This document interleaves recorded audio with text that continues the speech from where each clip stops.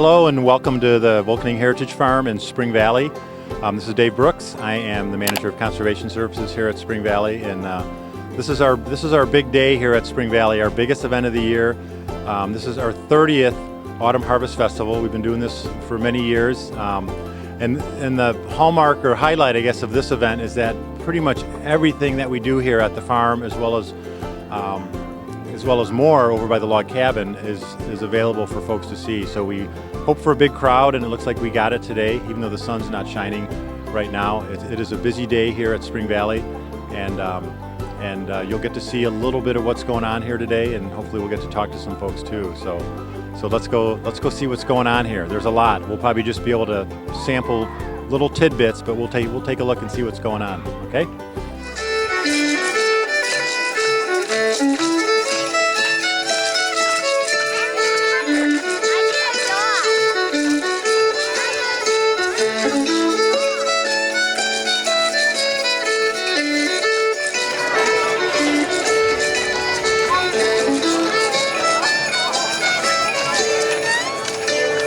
We're here outside our root cellar here right next to the farmhouse. Barb Mitchell is one of our longtime volunteers, and also she's a staff member, helps with the school programs here. Barb, how's it been going so far? We've been busy. We've been wrapping apples like crazy. I think we're set for the winter.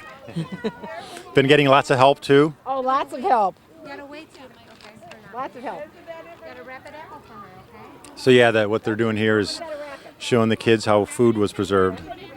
Wrap the apples up, put them away in the root cellar for the season. So, and that's one of the things we try to do at all of our activities here is get the public involved, especially the kids, as much as possible. So. Most people could eat them. Chopping up the apples into small pieces. That way we'll get a lot more juice out of it. Well, if the apples you just ground up over there in that big machine, now you're squeezing the apples. Tim, look at all that juice. Aubrey and Allison, some of our junior volunteers at this event, which is nice to have. And do you want to tell me what you were doing out there with the kids? We were showing games that they played back in the day, and including like stilts. Mm-hmm. And there was a game called Grace with 2 sticks and a ring. Okay. And there were Jacob's ladders and cups and balls where you try to get the ball into the cup, which is connected to a string. And So did you? I bet you had lots of kids trying that out, and adults too, probably. Stilts were the big thing. Stilts. Yeah, stilts were the big thing. A lot of people played those. Did you find any people who were experts at that, or? Some people got it, but others did not. a couple people fell. A couple people fell, but no one was hurt, right? So. Right. Now, did you get any kids asking you how they can become volunteers here and get dressed up? One kid did ask, like, I didn't realize you were volunteers, and she asked, why do you volunteer? What did you say? And I said, because it's fun, and it's fun to teach people different things, and the games are very different from what we play today. Mm-hmm. No Xboxes or anything That's like right. that. So were any kids like thinking that maybe they were going to ditch the Xbox and have their dad get them some stilts and ball and cup and graces? One kid said, can we buy the stilts? But I don't know what they thought about that. Another kid said that they were going to make some, since it's just wood and nails. So Yeah, they wouldn't be hard to make. So, well, cool. That's great that you guys got to. So you're done for the day? Yes. Is this the first time you've both volunteered? I know you've been here for Christmas, right? Did you also come and help? You did. I've been here before. Okay.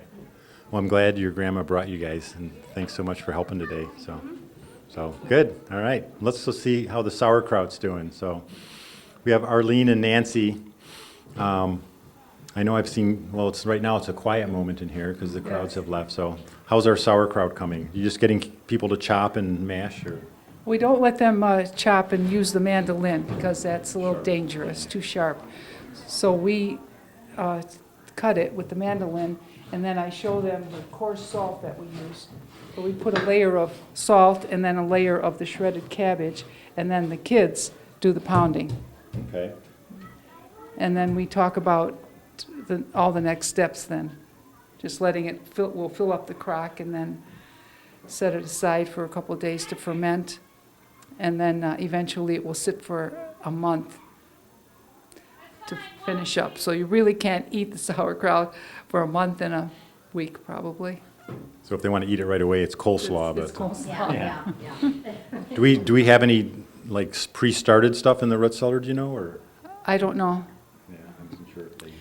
It's pretty much a once-a-year project. We wait for the cabbage to be ready in the garden because we use our own cabbage. So I don't think they would have any ready right now. Well, they can get store-bought over it by the bratwurst tent, so they can put it on their bratwurst. So all right, great. Okay. Well, thanks. Let's go see how the wine makers are doing. So we're here in the farmhouse kitchen now with Caitlin, who's been a volunteer for how many years have you been volunteering? About 3, I think. 3? Yeah. Okay. Is this your first time making wine? Yes, this is my first time making wine, and we're having the kids mush up the grapes to get the grape juice, and then you take a cheesecloth and we're squishing the juice out. Okay. And then, of course, there's a whole nother process involved, which they won't get to see today. Did you guys? But you do have some finished bottles, or at least partially finished. Yes, and it has to ferment for about 6 months to a year, so it takes a long time. You can't see that part. Okay. We're doing the squishing part right now. And I'll bet the kids enjoy that. So. Yep. And these are grapes that we grew here on the farm too. So we do try to keep things in the sustainable vein, because of course that's how they would have done it back then too. They did a lot of this prep of food products that they grew on the farm. So These are Concord grapes, and they have special fungus on the skin of the grape that helps them ferment into wine. So these are the ones used, and they have seeds in them, so they don't taste the best for eating, but they're good for making wine. good for wine. Okay, good. I'll bet the fungus is a part that a lot of people didn't realize before. So, all right. Well, thank you. Thank you. Okay. We're here outside one of our newer activities at this event. This is the Frontier Olympics, and Ryan is one of our newer staff members here at Spring Valley too. So he's given the task of running this show along with a bunch of volunteers. So, but how's it been going? Oh, it's been going pretty well. It's been a bit crazy. A lot of kids coming through, but it's a lot of fun for them. They have a lot of fun building and just running through and just having fun with the whole thing. Good. Was there anything in particular that they seem to be drawn to, or activities that they're like, this is way cool? Yeah, they really like the hammering of the nails. Like we only want them to hammer once, but they just keep hammering at it. So it's really funny to watch them do that. Well, it looks like you got a good crew going through here, and yeah, we're glad we have a nice day and a good crowd, and I'm appreciate all the work. So Yeah, definitely thankful to be here and thankful to work here. sure, glad. Well, we're glad to have you. We'll let you get back at it there. All right, So thanks. Well, we're over at the reenactor area, and we're at our Native American station here, and Aggie is one of the interpreters here, along with her husband Sal. So I know you guys are drying meat here over the fire. What kind of questions? I mean, besides what's that and stuff, are you getting? Well, basically, what we're doing, what are we doing, and why are we doing this? And the reason why is we're drying the venison. Whether it would be meat, fish, vegetables, this was the only way for us to preserve our food for the winter and the spring. We didn't have access to salt. There is no refrigeration. This is 1750, so at this particular time period, this was the only way for us to keep our food for the winter months. Once it's dry, and basically it would depend on the elements, whether if it's a colder, more drizzly day, it would take longer. If it's hot, we've had the venison take a couple of days. We've had fish take 2-3 days normally. If it's a hot day, if it's 80 degrees and bright sunshine, it's done in half a day.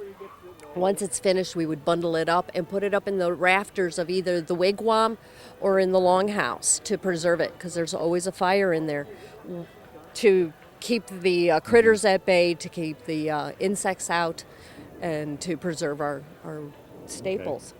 Okay. No, it's a great demonstration. So have you had any kids who have felt inspired to want to get involved with this kind of thing with you guys? A few.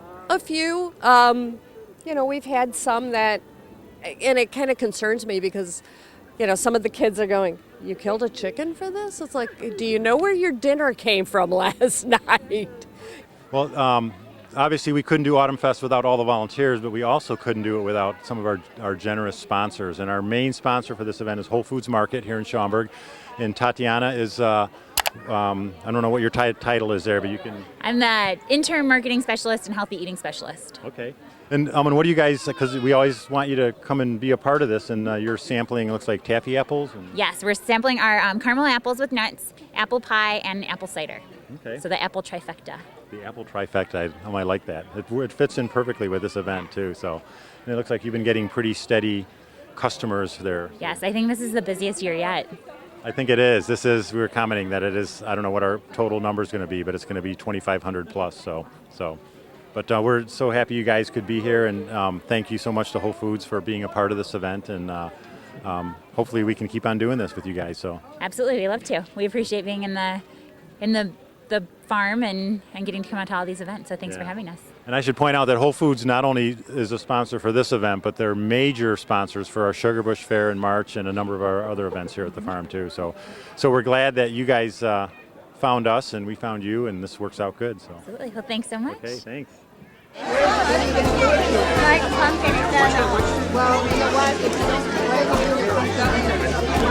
I'm here with one of our other kind of event vendor sponsors here, and that's Tom from Ram Brewery and Restaurant. Tom you're the master brewer there, right? You've been there for over 13 years. Yes. We just tapped our 1000th brew, Oktoberfest, and we're happy to serve it here at the Harvest Fest. So I'm glad we got a perfect day for it in a big crowd. So you guys have been pretty busy so far, eh? Yes, we already floated our first keg of Oktoberfest, and we were smart and brought a backup keg. So plenty of beer flowing today.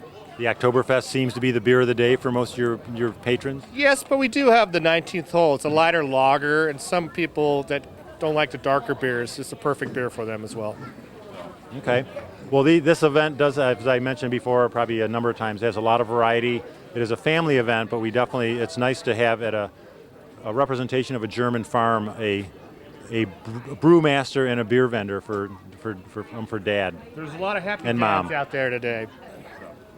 So we're glad you guys are here. Thanks again for being a part of it, and look forward to next year. Yep, we always do. All right, Tom. Thanks.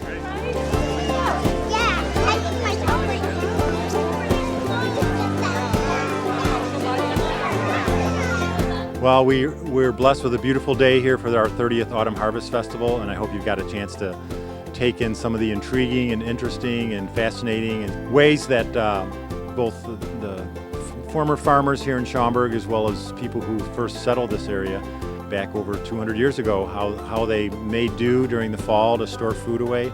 This is a fun event, but it's also, we want it to be a little bit educational too. So we hope to open people's eyes to some of these things, as well as have a good time and listen to some music and eat some food. So thank you. The Autumn Harvest Festival is always the first Sunday of October every year. So watch for it next year. We'll be holding our 31st here at Spring Valley, hopefully on another beautiful weekend. So thank you very much. This is Dave Brooks for WSPD. Thanks.